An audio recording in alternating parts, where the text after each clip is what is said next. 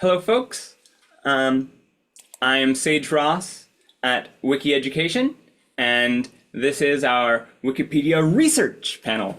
And I'm very excited to have a number of wonderful Wikipedia researchers with us. We have Kai Zhu, Rosta, Farzan, Shira, Klein, and one more on the way shortly, Neil Thompson. Before we get started, I just will say a tiny bit about Wiki Education. We are a small nonprofit that helps support the connection between academia and Wikipedia.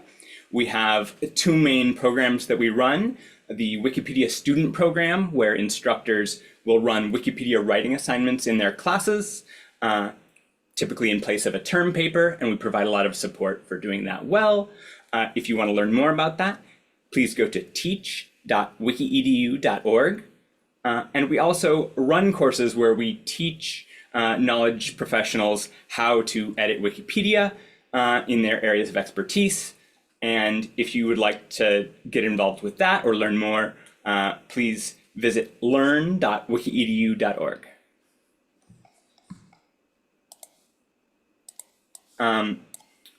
Without any further ado, let's have our panelists begin introducing themselves. Shira, would you like to begin? Hi, everyone. Shira Klein. I am Associate Professor of History at Chapman University. My main area of research is Italian Jewish history, and my first book was on Italy's Jews from Emancipation to Fascism. And in 2018, and I'll speak more about this later, I sort of by accident happened to alight on the area of research in Wikipedia and ended up writing about disinformation on Wikipedia, particularly with regards to Jewish history. So my article on that, co-authored article, has had 53,000 views, which is a lot for the humanities, and really excited to tell you all about that later on. Thank you so much. Kai? Yeah, so my name is Kai Zhu. So I'm now assistant professor at Bocconi University. So I study information system and particular like collaborative knowledge platform like Wikipedia. Right? So I'm interested in studying kind of how this collective intelligence contributing to knowledge. I'll tell you more later. Wonderful. Rosta? Hi, I am Rosta Farzan. I'm an associate professor in the University of Pittsburgh in the School of Computing and Information. So I guess kind of similar to Kai, I also study information systems, and I am interested in how communities and individuals come together to generate content, and especially communities and individuals with particular characteristics and populations that are maybe underrepresented in the space, and we'll talk more about that in a moment. Wonderful. Well, we are still waiting for Neil, but I'm hopeful that he'll show up. Looks like maybe Neil is here and needs to be promoted to a panelist. Let me see if I can do that really quickly, and then we ought to be ready to go. Let's see.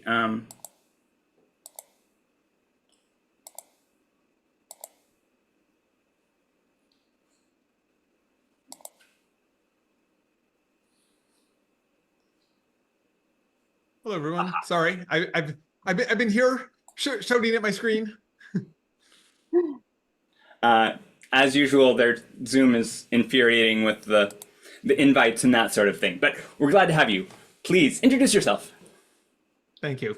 So my name is Neil Thompson. I'm the director of the Future Tech project at MIT.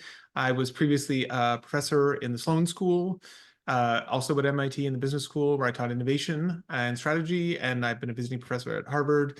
Currently, the Future Tech project is joint between the business school and the Computer Science and AI Lab. Awesome. The first thing on our agenda is each of the panelists is going to have a little bit of time to give us a little overview of their research and an idea of what it is they do with Wikipedia. Shira, your research kind of represents one of the big problems to solve on Wikipedia, where there's a mismatch between the scholarly literature on a broad topic and how editors on Wikipedia treat that topic. Can you give us an overview of what you found out about how Wikipedia has covered the Holocaust in Poland? Yeah, absolutely. So I'm going to start with a little story because I'm a historian and that's what we do. In 2018, a student of mine went onto Wikipedia to submit an assignment. And like I imagine some people in this seminar, I have my students edit Wikipedia every semester. And so he had to go on the talk page of a Wikipedia article and say what he was planning to do. And he and I had picked out this great book called Fear by Jan Gross, which was about Jewish life in post-war Poland. And he was going to go on to, and he went onto the talk page and said, I'm going to use this book, which was published by Princeton University Press, peer-reviewed. He said, I'll use this book to improve the Wikipedia article on anti-Semitism in post-war Poland. And we expected, the student and I expected that his edits would go unopposed, his suggestion would go unopposed, and he would be able to edit the page. And instead, within hours, an editor called XX236 posted this angry rebuttal and said, no, this book is not reliable at all. And just said, you know, don't make those changes. And I was taken aback at this because I knew it was a good piece of literature. And so I weighed in. And this whole debate ensued that lasted for several days. And as you can guess by this point, this poor student was probably sorry he had ever taken my course. Yeah, I later discovered that this little skirmish that we had on Wikipedia was the tip of the iceberg, and that there was a whole group of editors advancing a distorted narrative on Wikipedia in relation to Polish history, in particular Polish Jewish history. So that was the start of a big project. I spent 2 years along with my co-author, Jan Grabowski, who's an expert on Polish history, which I was not and still am not. And we discovered, we looked at hundreds and hundreds of diffs and hundreds of back pages. And we discovered that there was this immense problem on Wikipedia in that area of coverage of Polish and Jewish history, and that there were a whole range of distortions, and taken together, combined, these distortions promote what you might call a Polish nationalist version of history, where there are which is completely different from the scholarly understanding of history. And I won't go into sort of what the distortion actually is, but suffice it to say that it presents a very simplistic version of World War II, where Poles are presented as heroes and Jews are presented as having played a big role in, or sort of having deserved what they had, what happened to them. And so it is a one sort of both factually wrong and tended to veer towards anti-Semitism. And what really interested me, aside from the actual distortion of the content, which is also, of course, very important, but what interested me was the systemic problem in Wikipedia, which went beyond just the case of Jews in Poland and the history of World War II, but raised questions about what in Wikipedia lends itself to a group of editors who are willing to put in the time and the effort, being able to carry out these distortions and being able to get away with it. And so that was the part of our paper that I think is most translatable to other areas, and I think deserves the most attention, which is what in Wikipedia is systematically not working. And we pointed to a bunch of things, and some of them being, for instance, that in theory there is a rule against plagiarizing, against using fringe sources, against misrepresenting sources, but in practice it is very difficult to get those things actually insisted upon, and it is very difficult to get people sanctioned for violating those policies. Was that about 5 minutes? I don't want to overstep my time. That was great. You have a couple more minutes if there's a little bit more you want to say, or if that's a nice wrap-up point, up to you. I mean, I guess I'll just say that we found there was a catch-22 on Wikipedia, And so I'll just present that maybe in a little more detail. The catch-22 is this, that in theory, again, there are content-related violations that are sanctionable. So if you, again, plagiarize, if you use fringe sources, if you misrepresent sources, and if you, especially if you do those things again and again and again, you can and are supposed to, according to Wikipedia, be sanctioned for doing that, right? If as an editor. In practice, it takes content expertise to recognize those things. And so if an administrator or an uninvolved editor is looking at using fringe sources, for instance, and trying to weigh in on whether the person whether an editor has used fringe sources and has done so again and again and again and deserves to be sanctioned, that actually requires content expertise. Now, administrators are not supposed to wield any content expertise, right? Because they're supposed to be just as sort of they're supposed to have the same standing as anyone else. They're not supposed to be experts in whatever it is that they are judging. And what happens because of that, because administrators do not have the content expertise and are not even mandated to use content expertise, which is a good thing because they don't have that content expertise. What happens is that they just don't judge these kind of content violations. And that's what brings us to this catch-22, that content violations go unchecked. And when you have a group of editors who are engaged in content violations and doing so as a team and investing a lot of time into doing that, then those content violations go unchecked. And what ends up happening is that the kind of violations that do get taken care of are conduct violations, so behavioral things. So if you're rude on Wikipedia, or if you are aggressive, or if you tend to revert people's edits a lot, you tend to be sanctioned for that.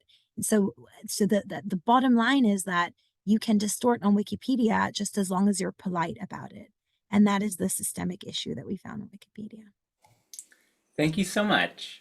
Kai, you've analyzed the way that editing articles leads to more attention being paid to not only those articles, but related articles as well. So what happens on Wikipedia when you focus in on a topic area and bring fresh editing energy to it? Right. So in one of my Wikipedia research, I actually use the data. I actually look at the student contribution. A student belong to the class organized by Wiki Education. And so I feel like this is the right place exactly to talk about that research. So I think the key message, like one of the key messages from that study is that Wikipedia is not only a collection of textual content. It is also a network of knowledge, right? There exists hyperlink connecting article to the structure around those articles. And that structure matters. So we knew that Wikipedia readers, they follow links, right? They read one article after another, by click on those links. So sometimes this phenomenon is described as a Wikipedia rabbit hole, right? Just like fall into this rabbit hole, so you keep reading. So those hyperlink and a structure, it represent the funnel of attention, this network of knowledge. Right? So in my research, I show that when there's a new link created, right, maybe by student, but maybe by someone else, particularly if there's an incoming link. So not only more people will read the article being linked, it also brings more editing, more content contribution from editor, potentially because of that visibility. So we think it's because the editor also organize their contribution around, a topic of area or a local class of knowledge, right? So I think the implication that we should probably more actively think about the link structure of Wikipedia article. Right? In addition to editing the content, the connectivity of knowledge also is important. Yeah. Thank you, Kai. Is there anything else that you wanted to toss in now? Sorry? Okay, What great. is that? Yeah, no.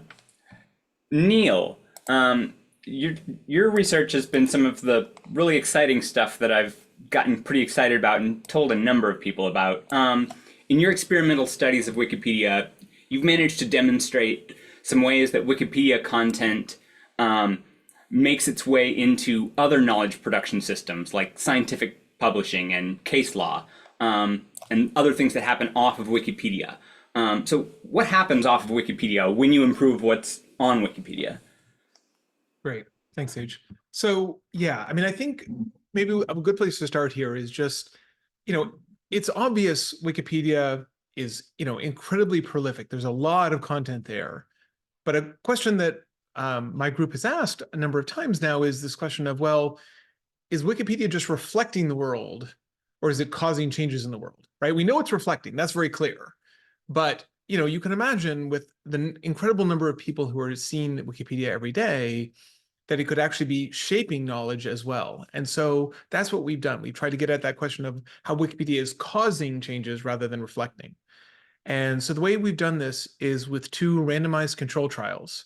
So for those who don't know, randomized control trials, think about like a drug trial where you have the medicine and you have a placebo, right? And you have randomization about who gets what.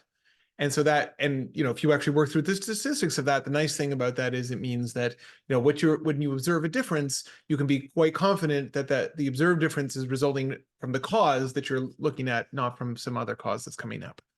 And so that's what we did. So now quite a few years ago, we did one on the effect of Wikipedia on science.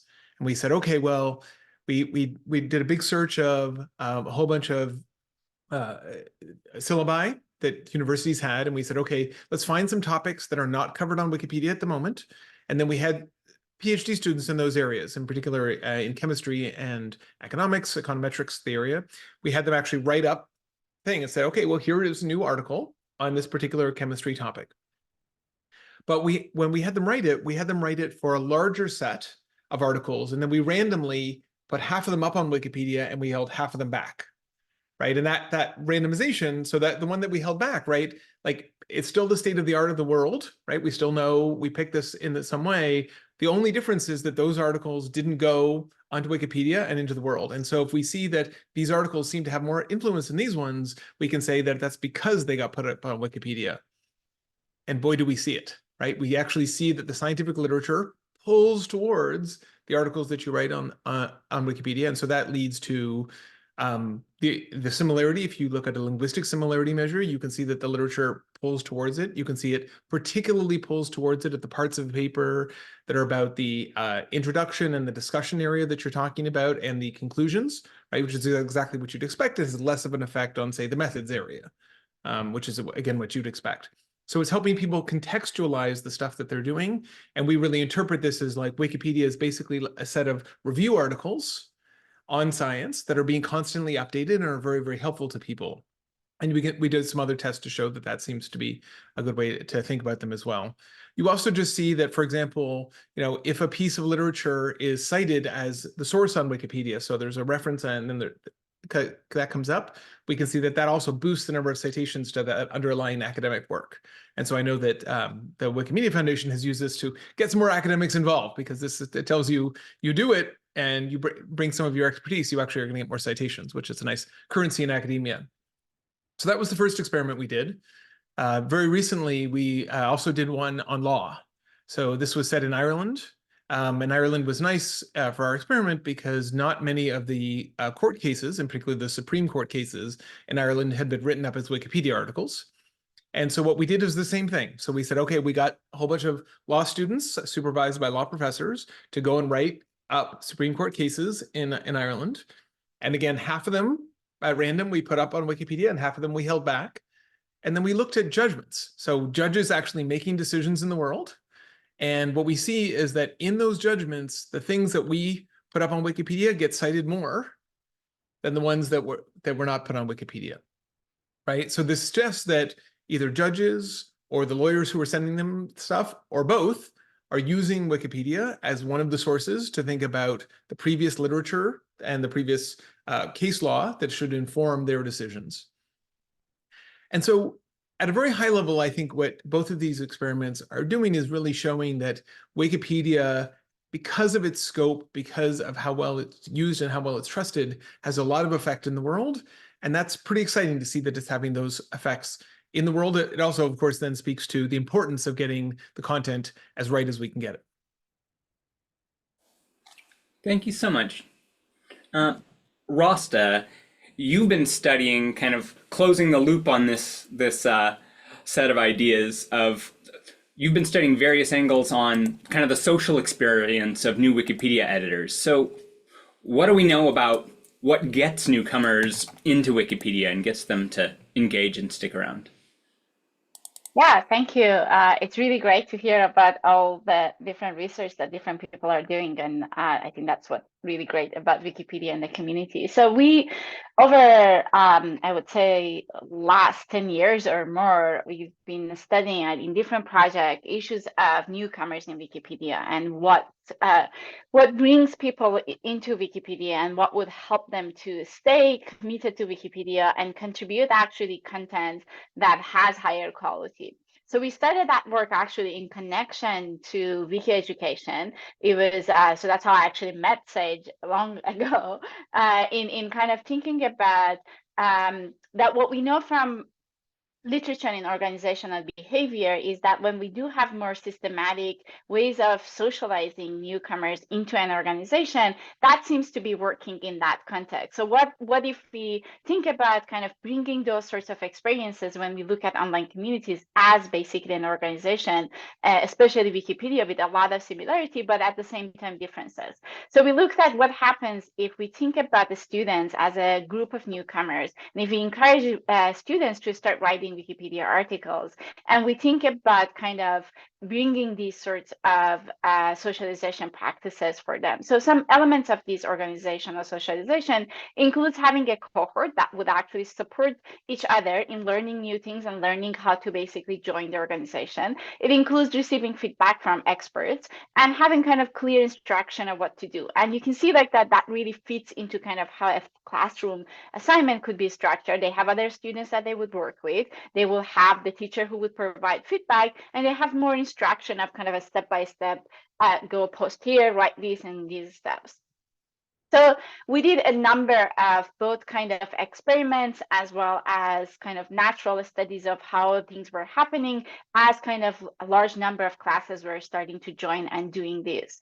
So what we learned is that not only this is very motivating to students, and I think that's why it has now continued for a really long number of years, that the students feel proud of actually working on articles on Wikipedia. And I love the quote of one of the students saying like that was the first time that they shared what they've done with their parents, but also that they contribute a lot to Wikipedia. So they create a lot of content, and the content is generally on higher quality compared to this kind of pseudo group of control group that we created, looking at newcomers joining around the same time, kind of doing similar sort of activities when they join. So, and then more interestingly is that these group of newcomers who join through these classes are more likely to actually continue and have kind of a longer survival rate on Wikipedia compared to these comparable newcomers. So they write more, they write better quality, and they actually stay on Wikipedia for longer. Then we looked at kind of some other context of, okay, what are the other ways that we can think about bringing newcomers? So, and kind of connection to like more identity attachment to topics that maybe people care about, and also kind of these social connections maybe off Wikipedia. So we studied two contexts here. One is that we looked at a number of editathon events related to feminism. So we basically looked at the number of events that were organized around March 8th, which is the International Women's Day. And those were, we mostly actually focused on events that were in person, and they were basically bringing people to, for a day, working together, writing articles related to women or issues that are important to women. And so what we observed is that, in fact, a majority of people who attend those events, over 60%, are newcomers to Wikipedia. And they actually do a lot on that day. The newcomers created more than 60% of actually new articles that were created, and about 60% of the content that was written was actually contributed by these newcomers. And then we looked at, okay, well, what happens after the event? How long do they survive? They do survive longer than the general kind of newcomers, but still they survive very little. So like survival rate generally on Wikipedia is low, and this group, even though that is higher than the lowest baseline, but it still was pretty low, much lower than when we looked at, for example, the student cases. So we started looking at what could have been maybe contributing this. So we looked at patterns of interaction. We looked at patterns of interaction both in Wikipedia, looking at kind of talk pages and how people communicate in Wikipedia, but also kind of off Wikipedia and Twitter, because they were using kind of hashtags for the events on Twitter. And so what we observe is that a lot of them kind of got isolated. They really did not receive much, a lot of messages kind of from the community. So we actually, from the analysis that we did, those newcomers who attended events that had larger number of people in them and were able to actually do more work on that day of the editathons or received messages through their talk pages on Wikipedia, those were the ones that were more likely to actually continue editing on Wikipedia. And then kind of similarly, and the similar issue. So we also looked at a lot of people actually get interested about writing Wikipedia articles when an event happens that they care about. So like there are actually these large group of Wikipedia articles that are focused on current events. So we were interested to see, who writes basically these current events? Are they really these experienced Wikipedians that also like something happens and then they put their attention? And we observed that actually you get a lot of newcomers when something happens that they come to that articles and they start writing for that article.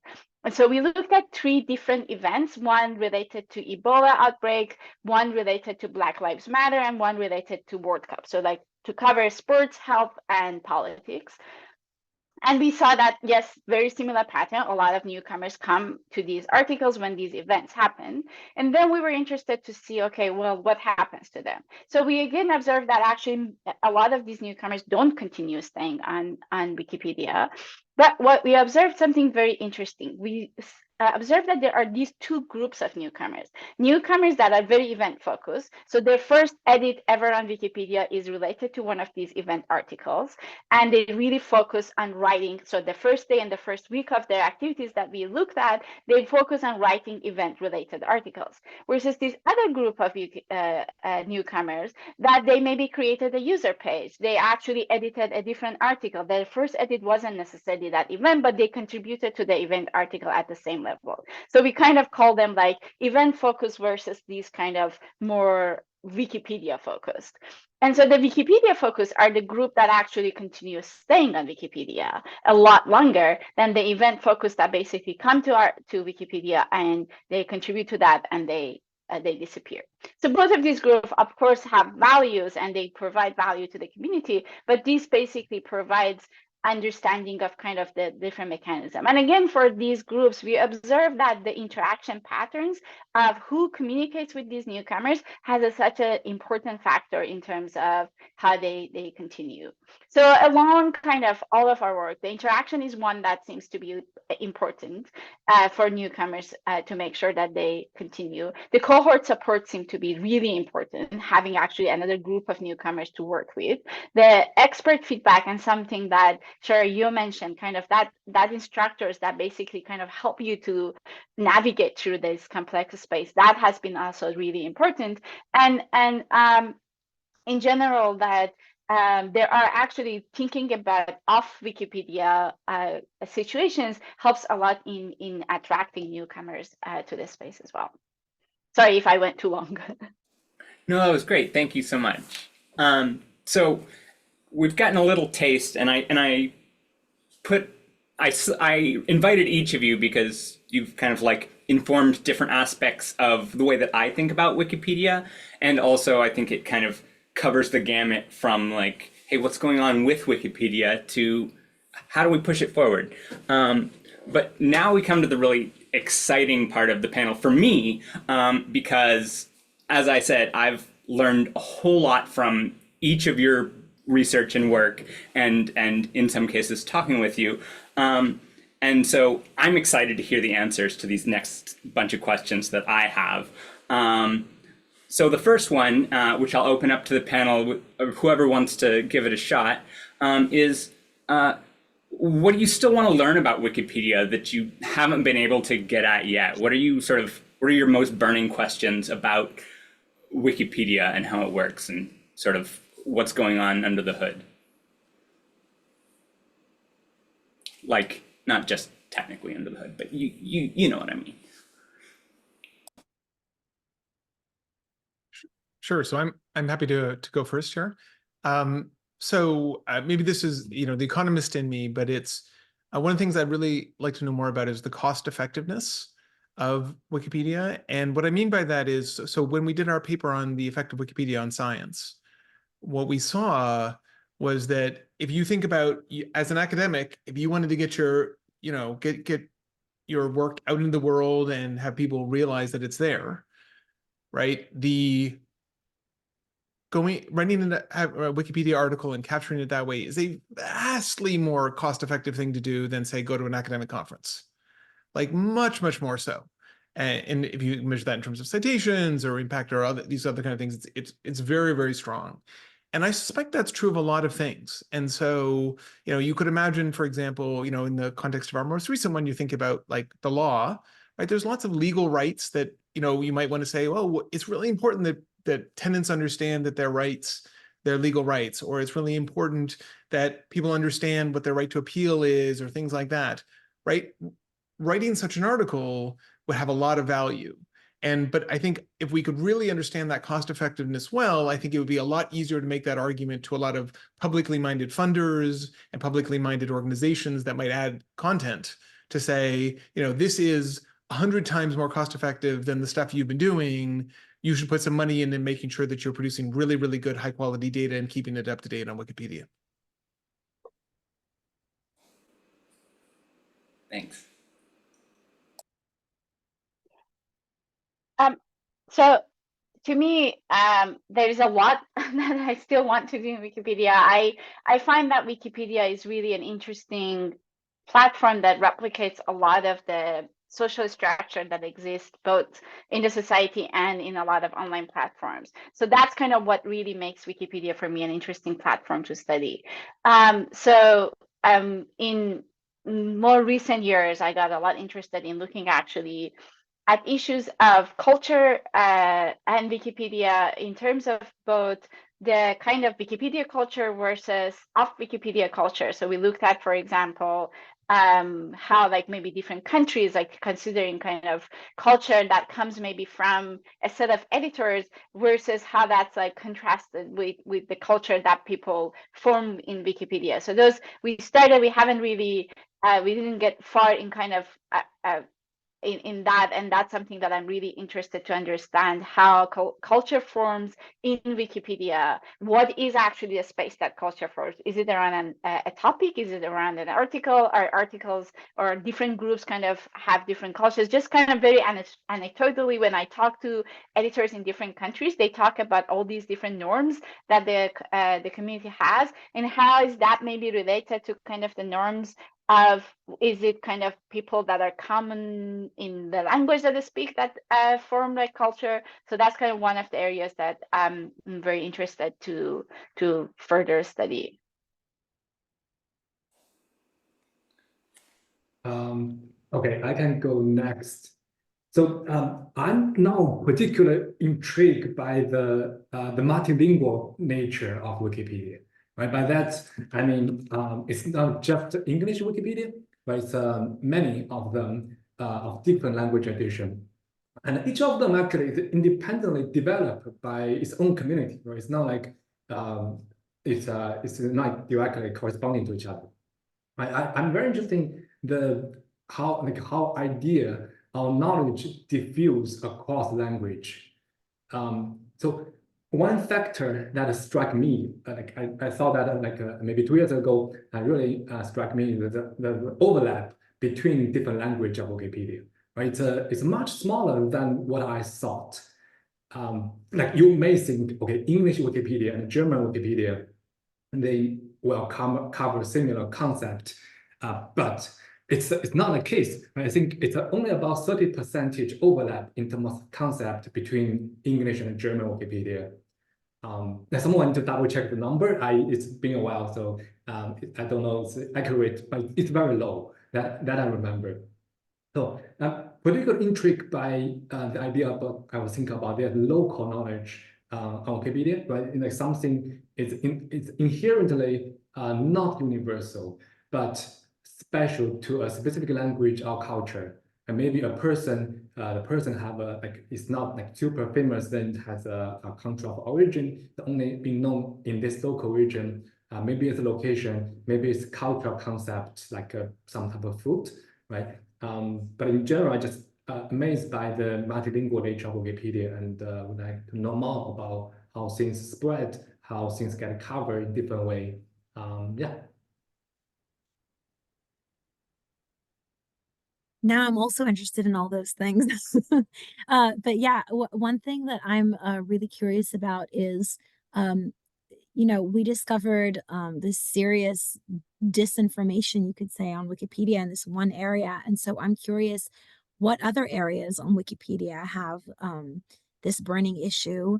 And is there a correlation between the amount of disinformation on a topic and the amount of dispute it has triggered on Wikipedia? Because there are areas of really, really controversial areas of knowledge on Wikipedia.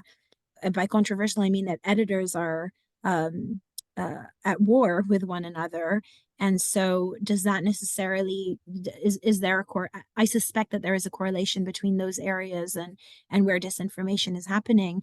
And yeah, I've just been in contact with someone who's writing a paper now on, or doing research on, disinformation as far as regards Native American history, and showing very similar patterns of abuse by editors when it comes to Native American history and sort of the silencing thereof. And so I'm curious, how many more areas are there like this that really need serious correction?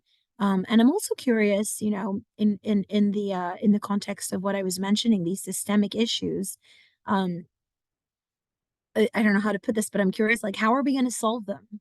And like, where is the solution going to come from? And it's not coming from the Wikimedia Foundation. At least we've had no response from them. And they really sit on so many resources. And yeah, I'm just, Wikipedia is a bit of this kind of like a sprawling giant. There isn't really someone that you can speak to about these things. So I'm curious more in an existential way, like, how are we, how are we tackling these problems? I mean, we're just calling attention to them, but yeah, like how. So anyway, so that's something I think about a lot.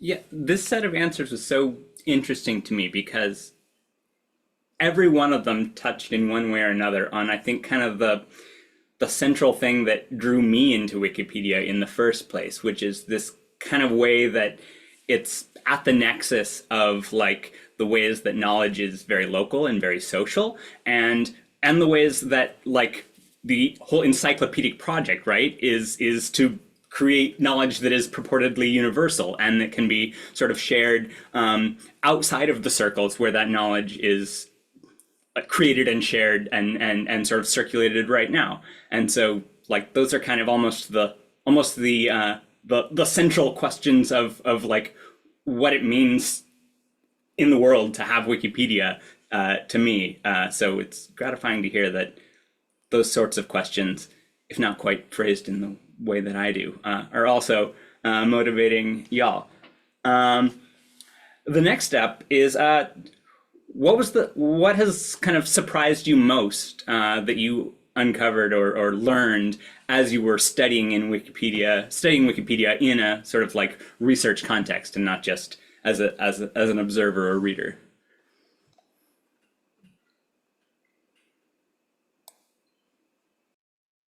Happy to start.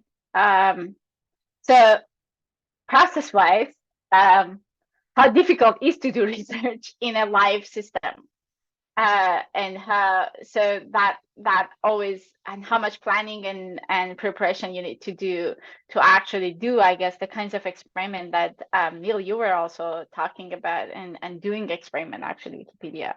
But like more research-wise in terms of finding, we actually did this work that looking at how different language Wikipedia write actually articles in response to events. So when something happens, how long does it take for different languages to respond to writing an article related to that? Assuming that the English Wikipedia is actually by far had a lot more resources, it has much higher number of people who actually write and pay attention to that. So we looked at English, Arabic, Spanish, as kind of the largely spoken languages, but they actually have very different sides of Wikipedia community. And what we learn is that while the immediate reaction, that's true that in English Wikipedia, we get the reaction much faster. In a very short time, actually, in all the languages, they reach similar quality. And then the other kind of interesting is how basically these different languages pay attention to events that happens in the different parts of the world that is not kind of the language that they speak. And we separated English speaking from the US, given that Wikipedia, like US is kind of a home to the country. And we actually observed interesting differences. So for example, the Arabic speaking community, they have a lot more of a global attention to the events than the Spanish speaking that will focus more on events that happen like in the Spanish speaking regions. So those were kind of really interesting and unexpected as we started on the hypothesis that we had. Like Arabic community is a much smaller community. We thought that they would be actually more focused because they have resources, so they focus on their events, and they are like we observe kind of very different patterns.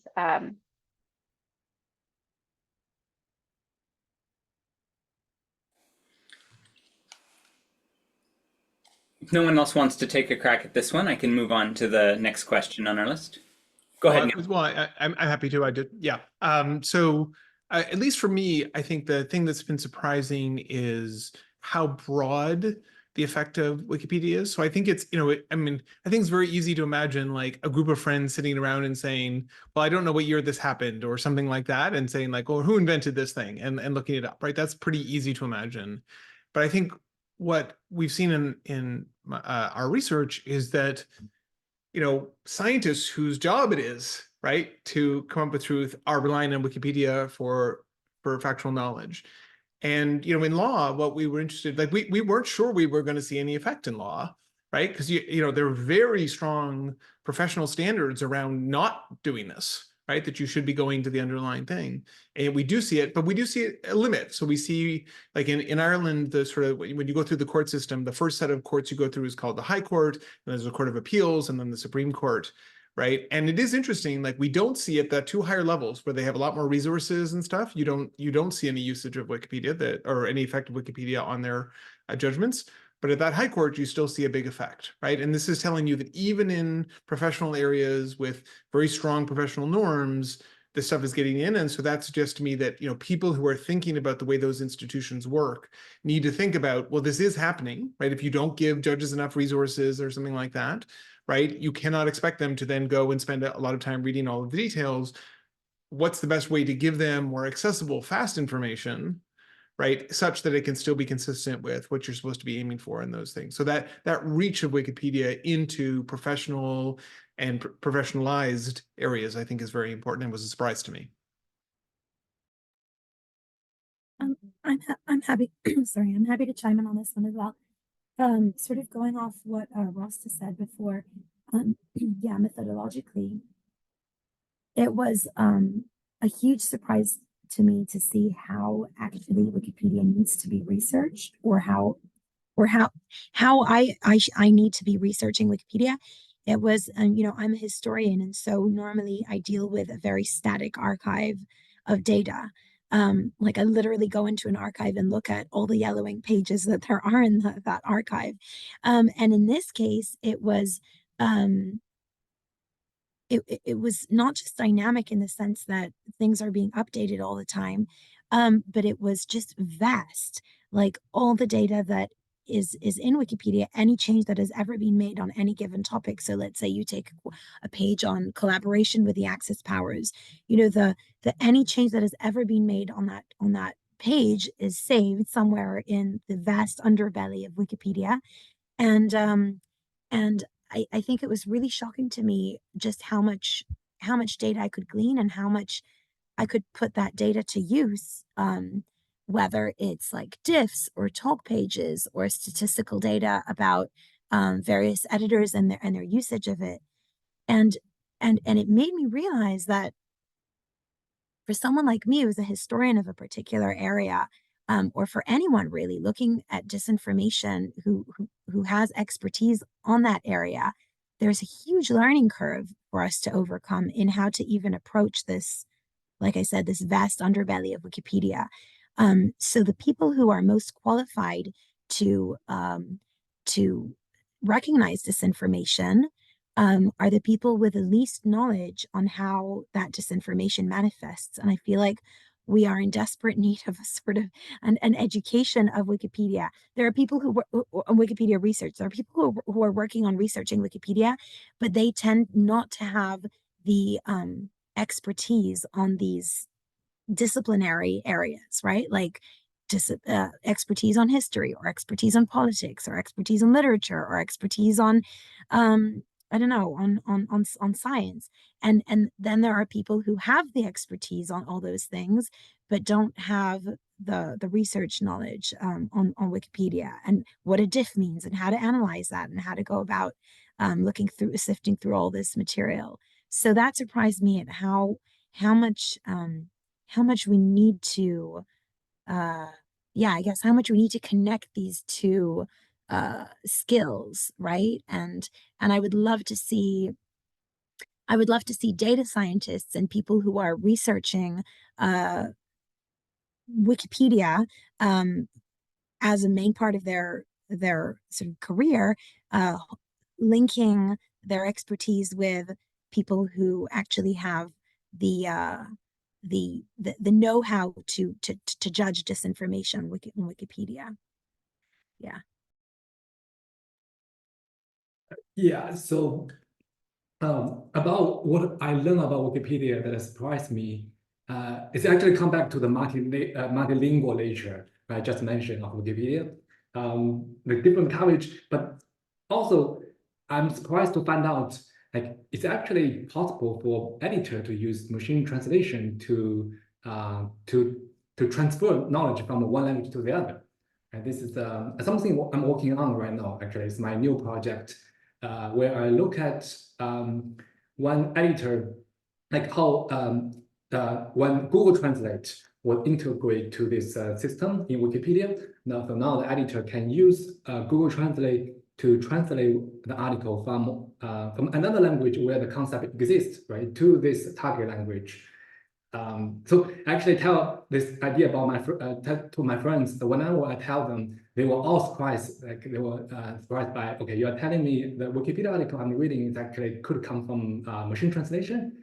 But with a caveat, right? This is only a tool. It doesn't mean it's end there. So the requirement for using this tool on Wikipedia is the editor need to continue improve the article. They need to make editing. They need to correct any error, and also maybe contextualize in the local language and so on, right? So it doesn't mean just machine translation. Editor need to also play a human in the loop approach.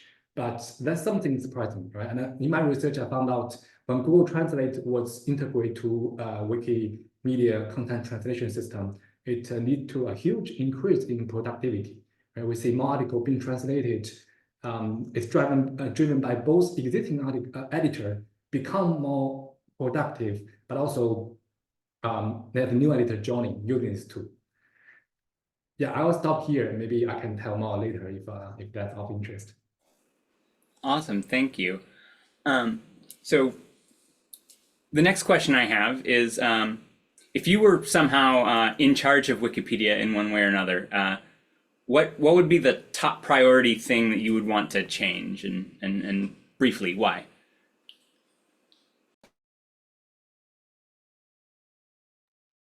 I can go first. I don't know if this is top priority, right? But a direct implication from my first study would be editors should also pay attention to the link structure, right? So just being some content exists doesn't mean it will gain visibility, right? So I think their study showed that female scientists the article get more contribution, but still they don't receive a lot enough page view because like part of the reason is because they don't have incoming link to those articles. But I would suggest maybe let's also focus on that. Yeah.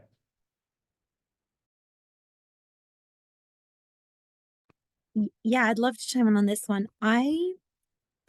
Since again, my main concern with Wikipedia is disinformation, but also I think it really ties in very, very well with what Neil was saying, because Neil, I think, is pointing to how crucial it is to keep Wikipedia correct, right? Because it is having real life effects. And so I guess my wish list or my hope for Wikipedia is to have far more of a relationship between academics and Wikipedia editors. And what I've advocated for and still advocate for is that the Wikimedia Foundation, which sits on an annual revenue of $155 million, mostly from the public's donations, that it needs to engage subject matter experts, meaning academics, to assist volunteer editors. And particularly in areas where Wikipedia's internal measures and internal safeguards have failed, like the one that I have exposed, or like I said, my colleague is doing the same with regards to Wikipedia's coverage of Native American history and present. And yeah, I think it would be great if the Wikimedia Foundation used some of its unbelievable resources to help with that. And again, the public is supporting Wikipedia through its donations, and the public deserves an encyclopedia that provides accurate knowledge. So I think it would be really amazing to see that kind of collaboration. And exactly what it would look like, I don't know. I mean, obviously, we wouldn't want to veer too far from this ethos of democratized knowledge, which is what Wikipedia's magic is, right? We don't want a return to something like Britannica with top-down input. But there has to be a way to make Wikipedia a safer space in terms of its safeguards against disinformation. And I think academics can really play a big role in that. Because right now, if academics go into Wikipedia and they edit, they have the exact same standing as anyone else. And it would just be a massive, colossal waste of time for any academic to go in, try to make changes that they know are reflect the scholarship, but are completely ignored by the next editor who comes along and reverts their changes, right? So yeah, that would be my hope. And actually, again, if I can build on that, I think that it's one of the things that really struck me in the work that we've done is just because this is saying, like, we're learning that Wikipedia has such a strong effect on law or chemistry or stuff, it seems like there's a natural connection between Wikipedia and the people in those groups, right? So you can imagine going to the American Economics Association or the American Chemical Society, the Bar Association, these folks, and saying, look, your members are using this all the time. You have a vested interest in having a committee whose whole purpose is to be saying like, oh, we realize this is an area where economics is particularly weak on Wikipedia. Let's build that out. Or there seems to be some history, there seems to be a problem here. Like, let's think about what areas that it. So like having those kind of groups have a proactive sense of like, this is, if you have a outreach part of your organization, you should have part of that outreach organization should be like someone who thinks about Wikipedia and other public information sources and the stuff that gets out there. And I hesitate a little bit, Sage, to say that this is something you should do, because I suspect that there's lots of outreach already happening here, but I would certainly love to see more of that. I mean, this is something that we've talked about for a long time, and our sort of dream is that, like, not only things like that, but also that it's recognized as something that is really important from within all of these professionalized knowledge organizations, such that working on Wikipedia in some sense ought to count, right? It ought to be part of what gets you ahead in, as a professional scientist, as a professional knowledge worker, as a professional in whatever field, precisely because it is so important, not just for sort of edifying the general, availability of knowledge, but also it's important for those fields, for their own purposes and agendas, because it fuels the things that they want to do. So yeah, you're kind of preaching to the choir here, but we love to hear it. So I don't know if there's time, but I just wanted to really quickly respond to that. So we actually, the classroom experiments that we did was a lot of that in collaboration with American Psychological Association, APS.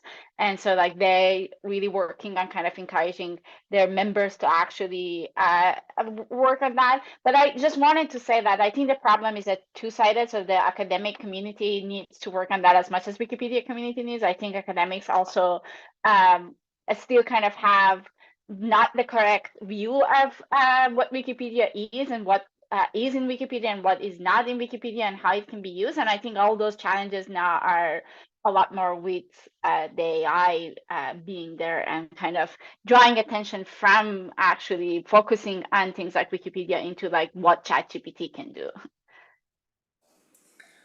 Awesome. Well, thank you so much. We're nearly out of time, so I just wanted to throw out one more quick question that some of you might have a cool answer for. Do you have any cool Wikipedia research that you're currently working on that you want to just tease us with a little bit? I can say mine really, really quickly.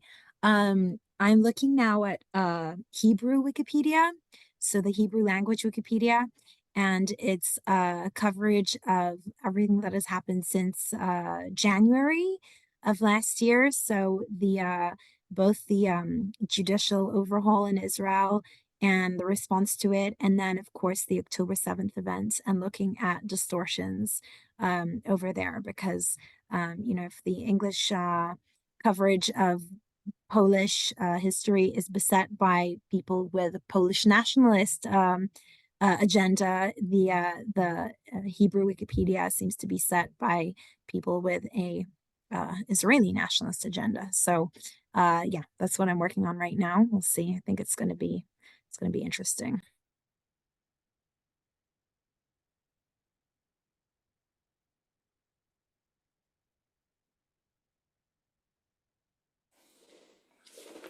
Anyone else?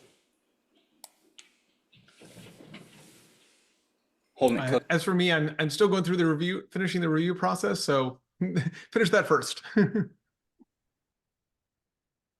Right. I already mentioned that I'm working on a project, look at when machine translation technology, right, become better and become available to editor, what happened. Yeah, so I think it's really interesting now to think about this issue, particularly because we also have the new technology available, like large language model. How should we embrace that or not embrace that at Wikipedia? I just plugging a little bit of results here. So we do found increasing productivity, right? More article being translated, but also found more male article translated than female article. So there's still pre-existing systematic barriers with using of technology doing that. Right? If you're interested, I have a working paper. I'm happy to share.